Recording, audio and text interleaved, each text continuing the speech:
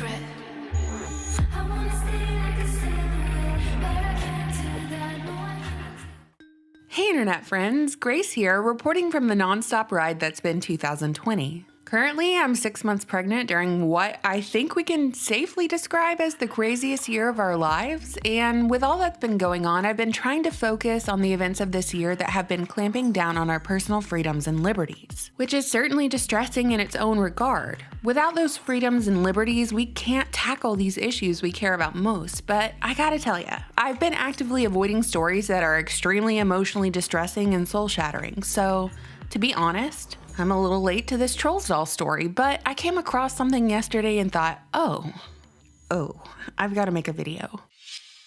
If you're unfamiliar with the Trolls doll situation, let me get you up to speed. The Trolls doll is based off a character from the children's film, and the plot revolves around these happy, singing creatures called trolls, who are preyed upon by big, mean, unhappy creatures called Bergens. And the Bergens only achieve happiness by eating a troll.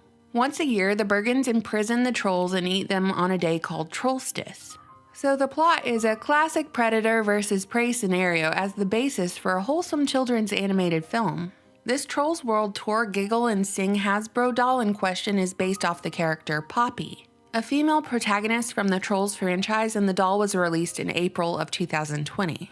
About a week ago, a mother uploaded a video to the internet showing the doll her 2-year-old daughter had received as a gift. And the mother pointed out that there was this button located between the doll's legs, and when you press this button, the doll made these sounds. Boop. Whee! This demonstration prompted many questions from viewers, like why would a doll have a button on her private parts that makes noises of gratification and pleasure when you press it?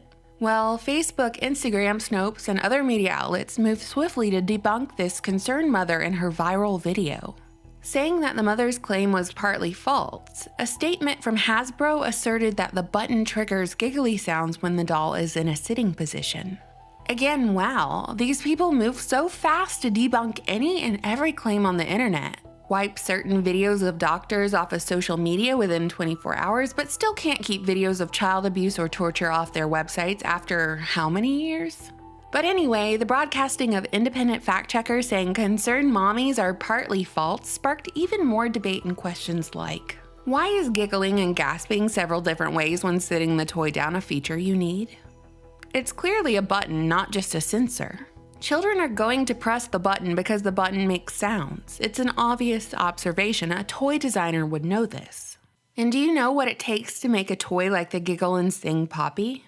It requires board meetings, it requires demos, it requires a room full of adults week after week sipping their coffee and giving the thumbs up to each design feature. It requires someone recording those sounds, it requires extra manufacturing costs for distributing a doll with a button between her legs rather than for one without. If the room full of people who gave the okay on this week after week had zero nefarious intentions, then let's face it, that entire room had a combined IQ of par golf.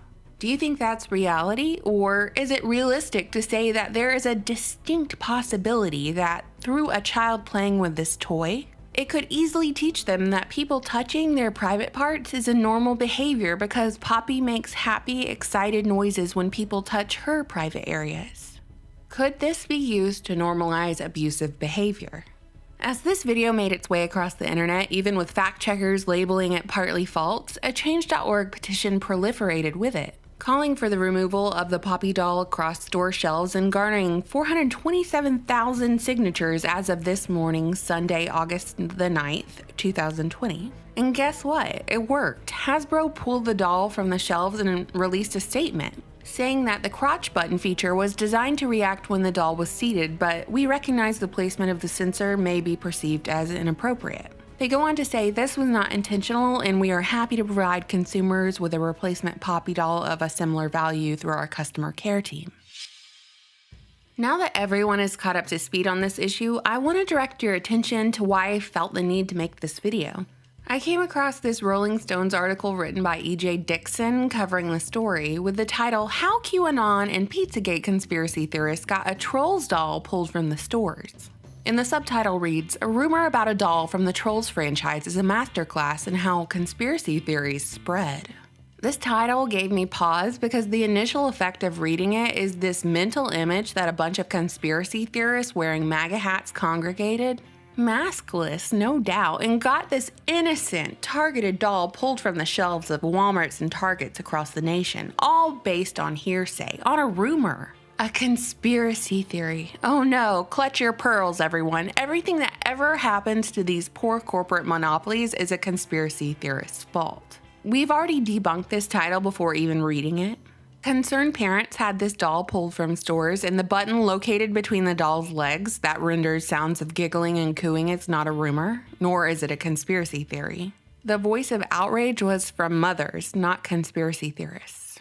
But let's take a look at EJ's article, which begins by covering the issue following the Facebook debunking and curiously never shows a picture or demonstration of what EJ calls a sensor rather than a button. And then we arrive at the light doxing, defamation, and ad hominem portion of the article, in which the author highlights the main propagators of the troll doll video in the Change.org petition, associating them with far-right conspiracy theories as well as movements like QAnon, because of hashtags like #SaveTheChildren they utilized in their social media posts. I've seen journalists do this a time or two, actually just kidding, they do it all the time, in what I perceive as a strategic move to discredit a serious issue, and essentially take the wind out of the sails of something very damning proliferating across the internet. The author writes, the viral nature of the Trolls 2 story and Hasbro's rapid response to it underscores how quickly conspiracy theorist ideas can permeate the mainstream.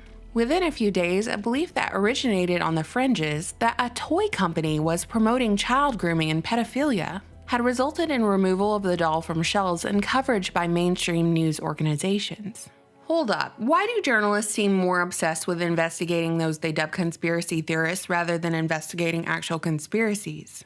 I've been asked numerous times to cover QAnon, which is a phenomenon that swept the internet over the last few years following a White House pro-Trump insider named Q, who anonymously releases Q drops or insider information regarding deep state attacks on President Trump, major events that are on the horizon, and high-profile arrests to come. A big focus of QAnon is human trafficking as it relates to government and Hollywood. So what do I think about Q? Well, the positives are that it's targeted a whole new demographic to question the media and do their own research. A lot of the information released through Q is good information. So what are the negatives? There's a lot of sitting around and waiting. Q instructs followers to trust the plan, wait for the next drop, and ultimately trust the government, particularly Trump, to take down the deep state and drain the swamp. Oh, well, you know, I get a little hung up on the trust your government part. At the end of the day, a mega corporation created a doll with a button between its legs that, when pressed, made giggling and gasping noises, and QAnon and Pizzagate have nothing to do with it. EJ Dixon, if you're watching this, if you're even a real person, do you understand what you've written and defended here? Because I looked at your Twitter and it doesn't seem like you even stand behind what you wrote. You posted your article and then promptly said you're muting your mentions for the weekend so you don't have to read the response to your work. Have you read the comments under your Rolling Stone article? People just aren't buying what you're selling. Which brings me to the big picture here, and it's not EJ and her horrible demonic articles. The big picture is that parents aren't going to take this any longer. Humanity has reached a tipping point, and this might very well be the straw that breaks the camel's back. If you're a mainstream journalist or working for one of these fact-checking companies, I'd really recommend doing some soul-searching right now, if you even have one to begin with.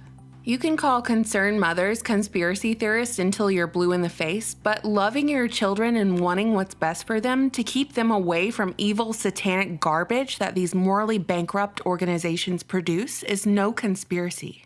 It's every parent's duty.